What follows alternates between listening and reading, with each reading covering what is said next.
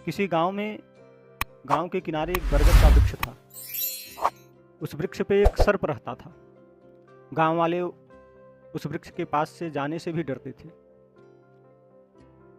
उस गांव में एक संत महात्मा आए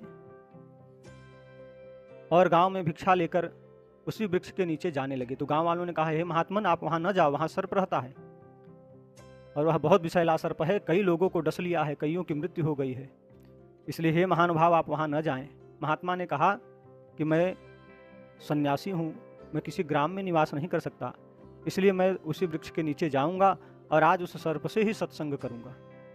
गांव वाले लाख रोकते रहे, लेकिन महात्मा जी ने सुनी नहीं बात। महात्मा जी चले गए। गांव वाले बड़े व्याकुल कि देखो महात्मा गए हैं, क्या होता है, उनको भी डस लेगा सर्प, उनकी भी मृत्यु हो जाएगी। महात्मा गए, उस वृक्ष के नीचे बैठे। थोड़ी देर बाद वह सर्प आया और जैसे ही सर्प आया, सर्प को देखकर महात्मा ने कहा कि पता नहीं कौन से कर्म को करके तुम इस योनि को प्राप्त हुए हो और इस योनि में भी कष्ट भोग रहे हो। अरे अब तो सत्संग सुनो, सत्संग करो, सत्संग की महिमा बड़ी महान है। ऐसा दिव्य उपदेश दिया कि उस सर्प ने गुरु बना लिया महात्मा को। और महात्मा बोले, अब मैं जा रहा हूं, तुम भगवान का स्मरण करो, किसी को तकलीफ मत देना। सर्प ने भी स्वीकार की यह बात। महात्मा चले गए। अब सर्प किसी को तकलीफ नहीं देता। स्थिति ये हो गई कि पहले उस वृक्ष के नीचे जाने से बड़े बड़े लोग डरते थे, अब तो बच्चे भी खूब खेलने कूदने जाने लगे वहां। सर्प को देखा, बच्चों ने सर्प के ऊपर पत्थर फेंका। सर्प को बात याद आ गई कि महात्मा जी ने कहा है कि किसी को तकलीफ नहीं देना चाहिए, इसलिए मैं इन बच्चों को कुछ नहीं करूंगा। यह जब बात सर्प ने सोची तो कुछ नहीं सर्प ने किया, बच्चों को न डराया, न फुफकारा, न डसा। बच्चों ने सोचा कि सर्प तो बड़ा उपयोगी हो गया है हमारे लिए। बच्चों ने उस सर्प को लिया और उसी बरगद के वृक्ष पे डाली पे उसको बांध दिया, झूले जैसा। आजकल सावन का महीना चल रहा है, तो बच्चे भी झूले जैसे उस सर्प को रस्सी स्वरूप बांध दिए और उसी पे बैठ के झूला झूलने लगे।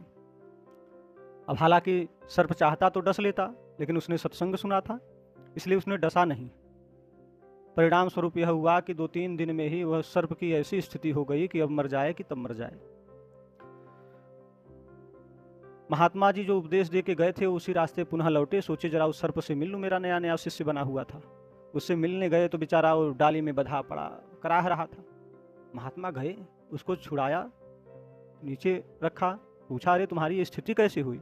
उस सर्प ने कहा कि आपके सत्संग से मेरी यह स्थिति हो गई है। महात्मा ने कहा कि सत्संग से ये स्थिति? सर्प ने कहा, हाँ प्रभु, आपने कहा था किसी को तकलीफ नहीं देना चाहिए, इसलिए बच्चे आए, मुझे बांध के खूब झूला झूले, मैंने किसी को डसा नहीं, मैंने किसी को तकलीफ नहीं दी। महात्मा ने कहा कि अरे मूर्ख, मैंने कहा था किसी को तकलीफ मत देना, इसका मतलब ये नहीं कि तुम स्वयं तकलीफ पाते रहो, स्वयं कष्ट पाते रहो। तुम्हें काटना मना किया था, फुफकारना मना नहीं किया था। भय दिखा के रखोगे तभी समाज, संसार आपके अंदर अवगुणों को नहीं प्रत्यारोपित करेगा। अगर आपने भय नहीं दिखाया तो संसार के समस्त अवगुण आप में विद्यमान कर दिए जाएंगे। इसलिए भगवान की शरण में रहो, बुद्धि विवेक से भगवान का अनुसरण करो, भगवान का ध्यान करो। बोलो वृंदावन बिहारी लाल की जय।